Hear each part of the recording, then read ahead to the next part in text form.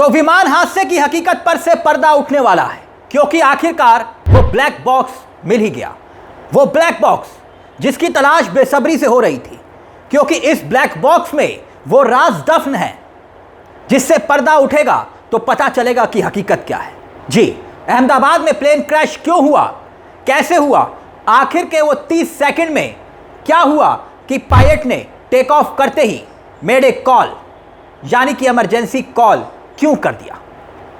Crash की वजह engine fail होना या फिर कोई और तकनीकी समस्या, यह हादसा पायलट की मानवीय भूल थी या फिर वजह कुछ और। विमान में किसी तकनीकी खराबी की वजह से यह सब कुछ हुआ। इन सारे सवालों का जवाब अब ब्लैक बॉक्स में कैद है, क्योंकि यही वो ब्लैक बॉक्स मशीन है जिसे आप और हम इस मशीन को कहते हैं ब्लैक बॉक्स। ब्लैक बॉक्स के नाम से जानते हैं क्योंकि हादसे की वजह, हादसे वाली जगह एयर इंडिया के बोगोई 787 का ब्लैक बॉक्स मिल जाना यह राहत देता है। वैसे तो जब से यह एयर इंडिया का विमान क्रैश हुआ था तब से जबरदस्त धमाका जो हुआ था, भयावह आग लगी थी, जबरदस्त विस्फोट हुआ था, जिसके बाद एयर इंडिया के प्लेन का कोई पुर्जा सलामत नहीं बचा था। लेकिन यह ब्लैक बॉक्स पूरी तरह से महफूज बताया जा रहा है, सलामत बताया जा रहा है। वैसे तो इसका नाम भले ही ब्लैक बॉक्स है, लेकिन आप देख रहे होंगे कि यह ऑरेंज कलर का होता है। इसे विमान के टेल यानी कि पीछे वाले हिस्से में इंस्टॉल किया जाता है। अब सवाल यह कि आखिरकार जो देश के मन में सबसे बड़ा सवाल है, इस हादसे को लेकर सवाल है, शंकाएं हैं, क्या उन सवालों के जवाब वाकई में इस ब्लैक बॉक्स में छिपे हैं? इस सवाल का जवाब जानने से पहले यह जान लीजिए कि यह ब्लैक बॉक्स फंक्शन कैसे करता है, कैसे करता है ये फंक्शन, और इस ब्लैक बॉक्स में क्या क्या दर्ज हो सकता है जिससे प्लेन क्रैश होने के बारे में सही और सटीक जानकारी हमें मिल सकती है। ब्लैक बॉक्स इस तरह से डिजाइन किया जाता है दोस्तों कि करीब 1 घंटे तक 1100 डिग्री तापमान में, 1100 डिग्री तापमान को झेल कर भी सुरक्षित रह सकता है।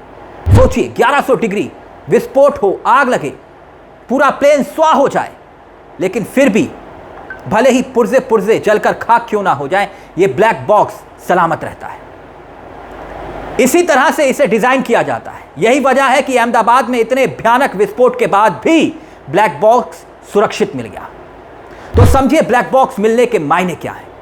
दरअसल ब्लैक बॉक्स में रिकॉर्ड वो डाटा होता है, डाटे को डिकोड किया जाता है और फिर उस डाटा को और उसी डाटा के आधार पर कंप्यूटर एनिमेटेड वीडियो जनरेट किया जाता है। बाकायदा एनिमेटेड वीडियो के जरिए पूरी स्थिति का रिक्रिएशन किया जाता है और फिर जांचकर्ता इसे किसी नतीजे तक पहुंचते हैं। ऐसा नहीं है कि पहले जांच करते हैं, जांच करने के बाद किसी नतीजे पर पहुंचते हैं कि आखिरकार वो आखिरी मूवमेंट्स हुए क्या होंगे। इस एनिमेटेड जांचकर्ताओं को प्लेन क्रैश की वजह तक पहुंचने में मदद मिलती है, लेकिन मुकम्मल जांच के लिए जरूरी है कि ब्लैक बॉक्स का दूसरा हिस्सा भी मिले। दूसरा हिस्सा, 2 हिस्से होते हैं इसके। ब्लैक बॉक्स को कुछ इसी तरह से डिजाइन किया जाता है दोस्तों, बनाया जाता है जैसे हम हाई ग्रेड स्टील का इस्तेमाल करते हैं। यह एक तकनीक होती है, आग और दबाव की वजह से भी यह बच जाता है और हर परिस्थिति में सुरक्षित रहता है। वैसे तो ब्लैक बॉक्स के आंतरिक हिस्से को आग से बचाने के लिए थर्मल इंसुलेशन का इस्तेमाल किया जाता है। इसमें कई लेयर होती है। डाटा और ऑडियो को स्टोर करने के लिए और उन्हें बचाए रखने के लिए सॉलिड स्टेट मेमोरी का इस्तेमाल किया जाता है। यह एक मेमोरी होती है।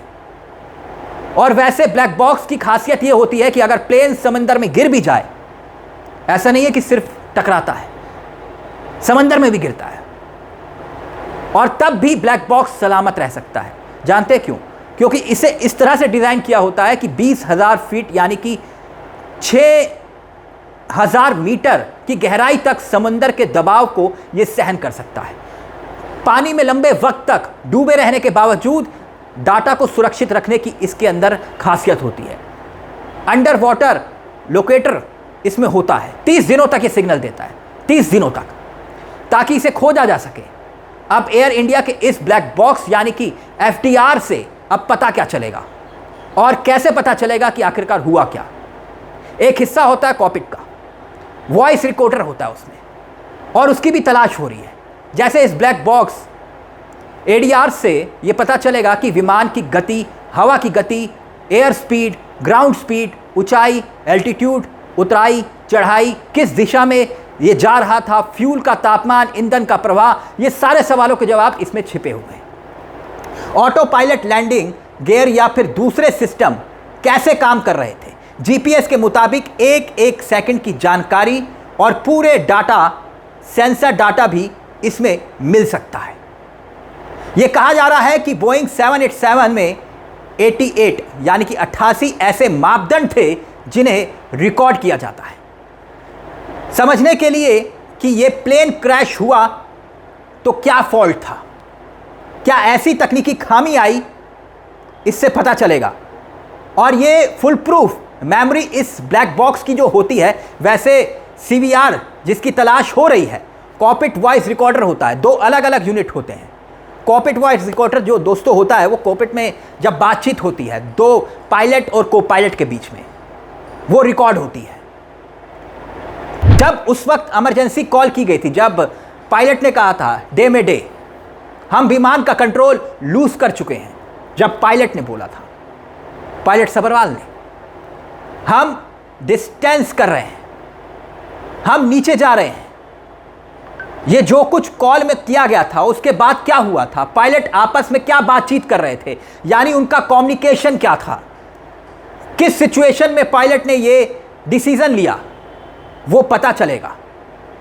एयर ट्रैफिक कंट्रोल के साथ क्या बातचीत हुई, एग्जैक्टली एटीसी का रिस्पांस क्या था टेक ऑफ और लैंडिंग को लेकर, यह सब कुछ उसमें पता चलेगा कि कॉकपिट में बातचीत क्या हो रही थी, उसमें आवाज़ें क्या आ रही थी, क्या अलार्मिंग सिचुएशन थी, क्या अलार्मिंग स्विच बटन दबाने की आवाज़ थी, या फिर उनकी आवाज़ कुछ अलग थी।